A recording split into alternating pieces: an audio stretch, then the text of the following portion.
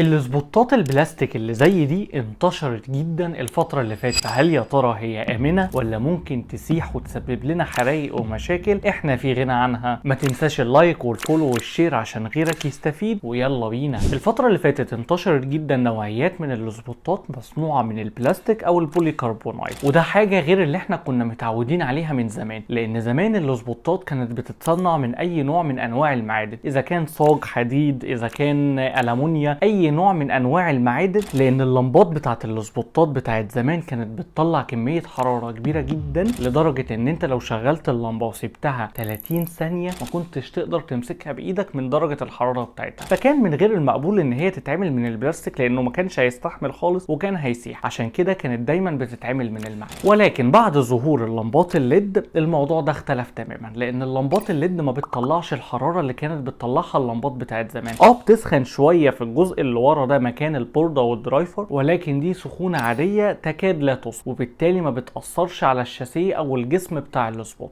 وده اللي خلى الشركات والمصانع والمستوردين الفترة اللي فاتت دي يلجأوا للسبوتات اللي مصنوعة من البلاستيك او البوليكربونات، وده لان تكلفة تصنيعها وسعرها بيكون اقل بكتير جدا. يعني مثلا سبوت زي اللي في ايدي ده انضف حاجة فيه لو هي بلاستيك او بوليكربونات هتكون في حدود ال 30 جنيه، في حين ان سعره لو هو معدن بيكون بين ال 60 جنيه وال 70 جنيه، يعني اكتر من ضعف السعر. دليل برضو على كلامي ده هو ان مؤخرا شركات كبيرة جدا زي فينوس وفيليبس واليوس وسراج اتجهت ان هي تصنع السبوتات بتاعتها من المواد دي. فخلاصة الموضوع السبوتات البلاستيك مش هتسيح ولا هيحصل لها اي حاجة نتيجة التشغيل مع اللمبات الليد. فرأيي انا ان دي حاجة من الحاجات اللي انت ممكن توفر فلوسك فيها. اختار شكل الشاسيه اللي يعجبك بغض النظر عن الخامة بتاعته هي ايه، واللي هتوفره من سعر الشاسيه هتحطه في اللمبة. حاول دايما تجيب لمبة سبوت نظيفة زي مثلا اللمبة الاليوس او اللمبة السراج او اللمبة الفيليبس، وبكده تكون جبت شكل السبوت اللي انت عايزه ووفرت في فلوس وحطيتها في لمبة تديك اضاءة وعمر افتراضي طويل جدا،